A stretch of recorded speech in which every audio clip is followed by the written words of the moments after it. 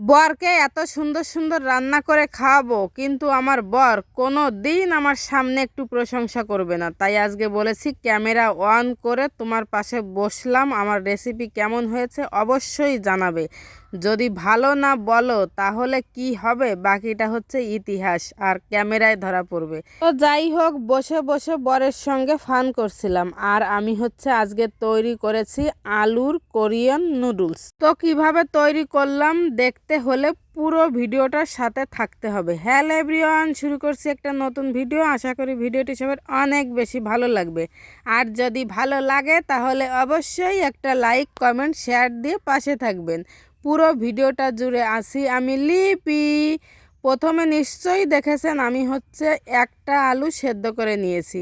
সেদ্ধ করে ভালো করে আলুটা মেখে নিলাম। তারপরে আলুর ভিতর দিচ্ছি এটা হচ্ছে কর্নফ্লাওয়ার। যেহেতু আলু যত মাখাবো তত নরম হবে, তার কারণে আমি কোনো জলই দিলাম না, কর্নফ্লাওয়ার দিচ্ছি আর ভালো করে মেখে নিচ্ছি। সাথে দিলাম একটুখানি লবণ।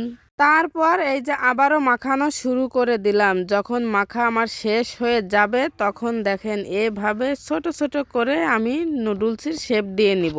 একটু মোটা মোটা হলে বেশ ভালোই হয়, দেখতেও ভালো লাগে আর খেতেও ভালো লাগে। তার কারণে আমি একা একা সবগুলো নুডলস তৈরি করে নিলাম। এপাশে চুলায় দিয়ে দিয়েছি জল। জলটা ফুটে উঠলেই আমি দিয়ে দিব আলুর নুডলসগুলো। যখন সেদ্ধ হয়ে যাবে তখন কিন্তু নুডলসগুলো জলের উপরের দিকে উঠে আসবে। ভিডিওটা দেখেন আর আপনারাও অনুমান করতে থাকেন কিভাবে বুঝবো যে আলুর নুডলসগুলো সেদ্ধ হয়ে গেছে। তো যাই হোক, ফাইনালি আমার আলুর নুডলসগুলো সেদ্ধ হয়ে গেছে। এখন হচ্ছে আমি জলটা ঝরিয়ে নিব।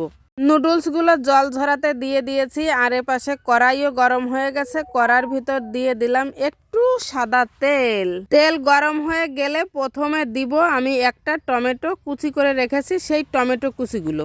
টমেটোগুলো একটু নরম হয়ে আসলে তার ভিতর দিয়ে দিব আমি আগে থেকে গোছগাছ করে রেখেছি কয়েক টুকরা রসুন, তারপরে আদা আর হচ্ছে 2টা শুকনা মরিচ।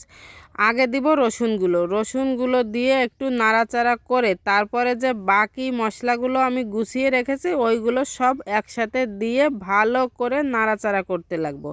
একটু ভাজিটা ভালো হতে হবে, না হলে গন্ধ আসবে। ভাজিটা হয়ে গেলে তার ভিতর দিয়ে দিব আমি একটু সয়া সস দেওয়া হয়ে গেলে ভালো করে নেড়ে চেড়ে আমি আর বেশিক্ষণ দেরি করব না, দিয়ে দিব আমার আলুর নুডলসগুলো। দিয়ে এই যে হালকা নাড়াচাড়া করে আমি হচ্ছে নামিয়ে নিব। নুডলসগুলো অনেক শক্ত হয়েছে, একটুও ভাঙবে না। এত মজার একটা খাবার, দেখতে যেমন লোভনীয়, খেতেও কিন্তু অনেক মজা। তো আমার রান্না শেষ, এখন হচ্ছে পরিবেশনের পালা। তো আমার ভিডিওয়ে যে ক্যামেরাম্যান ছিল আগে হচ্ছে তাকে দিয়েই আমি শুরু করলাম। তারপরে এই যে আমার বর সাহেবকে দিলাম, পরে হচ্ছে আমিও খেলাম। খেতে খেতে বিদায় নিলাম। ধন্যবাদ, টাটা।